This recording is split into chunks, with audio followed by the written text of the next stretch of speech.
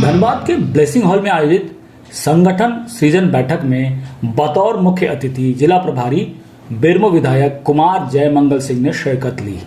साथ ही धनबाद से कांग्रेस के प्रत्याशी रही उनकी पत्नी अनुपमा सिंह भी उपस्थित रही। बैठक में संगठन को मजबूत बनाने के लिए विचार विमर्श किया गया। बैठक में मुख्य रूप से गत चुनाव में पार्टी की हुई हार के विभिन्न बिंदुओं पर चर्चा करते हुए मुख्य अतिथि ने अपने संबोधन में कहा कि संगठन को एकजुट रखने के लिए जरूरी है कि आपसी गुटबाजी से बाहर आकर पार्टी को मजबूत बनाएं। उन्होंने मीडिया से बात करते हुए केंद्र सरकार पर वक्फ बिल में हुए संशोधन पर निशाना साधा। उन्होंने जोर देकर कहा कि आज जो कानून लाया गया है वो भविष्य में क्रिश्चियन और सिखों की जमीन पर भी कब्जा करने का प्रयास है। उनसे पूछे जाने पर क्या प्रदेश में ये कानून लागू होगी तो उन्होंने बिल्कुल सधे हुए अंदाज में कहा कि हेमंत है तो हिम्मत है। उन्होंने इस बाबत न्यू पेंशन स्कीम का भी हवाला दिया। वहीं धनबाद से कांग्रेस की पूर्व सांसद प्रत्याशी अनुपमा सिंह ने सांसद ढुल्लू महतो पर डीओ धारकों द्वारा लगाए गए आरोप पर चर्चा करते हुए कहा, अभी चुनाव के 1 वर्ष भी पूरे नहीं हुए हैं, अभी से ही उन पर कई गंभीर आरोप लगने शुरू हो गए हैं। साथ ही उन्होंने इसकी जांच कराने की बात कही है। कांग्रेस एक विचारधारा है, उस विचारधारा को जीवित रखना और विचारधारा पर चलना ये सबसे बड़ी जिम्मेदारी कांग्रेस के कार्यकर्ताओं की बनती है। आज कहीं ना कहीं हम लोग उससे भटकते जा रहे हैं, जाति प्रथा में, धर्म प्रथा में, कहीं ना कहीं कांग्रेसी कार्यकर्ता होने के बाद भी हम भटकते जा रहे हैं। उसे खत्म करना जरूरी है और विचारधारा को जीवित रखना जरूरी है, उस पर काम करना है।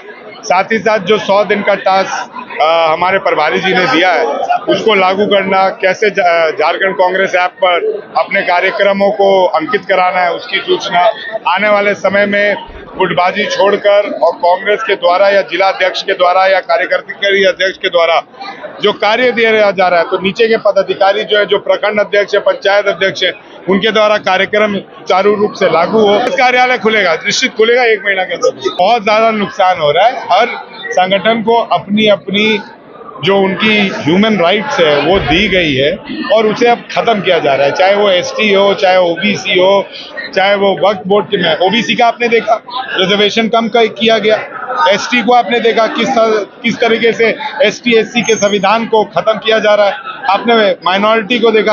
अब वो बहुत दिन थोड़ी है जब आपको सिख समुदाय पर भी, उनके जमीनों पर भी लोग अत्याचार करना शुरू करेंगे या फिर संविधान। मैं तो बोलता हूँ कि हिंदुस्तान एक संविधान के मुताबिक चलता है। आप संविधान से भटक रहे हैं तो आप हिंदुस्तान के सबसे बड़े विचारधारा से भटक। वक्फ बिल तो कानून बन चुका, क्या झारखंड में लागू होगा कि नहीं? देखिए, हेमंत है तो हिम्मत है। अब तो कानून बन गए तो ओल्ड पेंशन भी लागू किया था, हमने लागू कर दिया। उन्होंने न्यू पेंशन किया, हमने ओल्ड पेंशन वापस किया ना। 17-20 साल का जो जकड़ था उसको जनता ने ये साबित किया वापस किसी पहली सरकार को रिपीट करके कि सरकार अच्छा काम कर रही है। बिजली बिल माफ किया था, बताइए आप ही लोग के घर का बिजली बिल माफ हुआ होगा। बताइए कि किसके घर की मैया को 2500 रुपया मिला था, हमने 7200 रुपया 3 महीना का एक साथ देने का काम किया। बताइए कि कितने केवाईसी आज तक माफ हुए थे, हमने 50,000 केवाईसी माफ करने का काम किया। बताइए कि 2.5 साल प्रधानमंत्री आवास नहीं आया झारखंड में, किस पत्रकार ने पूछा कि प्रधानमंत्री आवास नहीं आ रहा है? कभी गए आप लोग सांसद लोग के पास कि प्रधानमंत्री आवास 2.5 साल से नहीं दिया गया, तब जाके हेमंत सोरेन ने अब आवास दिया। ये सरकार काम कर रही है और अभी सरकार को बहुत काम करना बाकी है। चुनाव की तैयारी नहीं है, मैंने अपने भाषण में भी कहा था। लोकसभा में अभी 4-5 साल बाकी हैं, 4 साल बाकी है। आगे क्या होगा कोई नहीं जानता है, पर हम दोनों इसी कार्य में लगे हुए हैं कि किस तरह से हम लोग कांग्रेस को मजबूती प्रदान करें। के माध्यम से पता चला है कि उन पे काफी आरोप तो बहुत लगते थे, मुझे पता चलता था, लोगों के माध्यम से पता चलता था, लेकिन इस बार मीडिया के माध्यम से पता चला है कि काफी विरोध हो रहा है उन पे भी, उनके भाई पर भी। तो क्या इसीलिए सांसद और विधायक बनते हैं?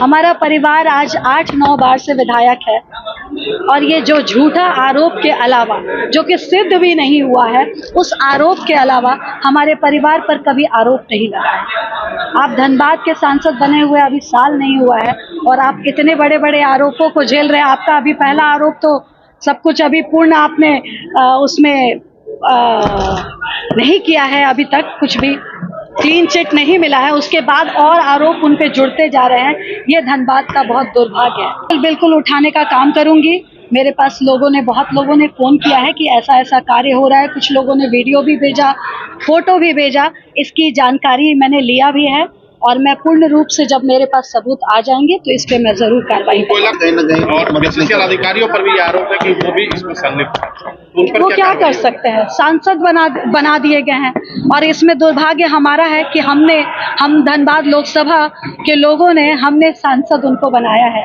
तो उसके लिए बीसीसीएल अधिकारी भी अब सांसद के सामने क्या बोलेंगे? कल को उन पे भी कुछ ना कुछ वो कर देंगे। तो इसीलिए बीसीसीएल प्रबंधन भी उनके सामने नतमस्तक है, जो कि होना नहीं चाहिए, क्योंकि वो केंद्र से जुड़े हुए हैं और आपके सांसद भी केंद्र के अभी भाजपा के सांसद हैं। तो इसीलिए वो लोग कुछ नहीं बोल रहे हैं और यही इसमें कोई नहीं पिस रही है, धनबाद की जनता पिस रही है।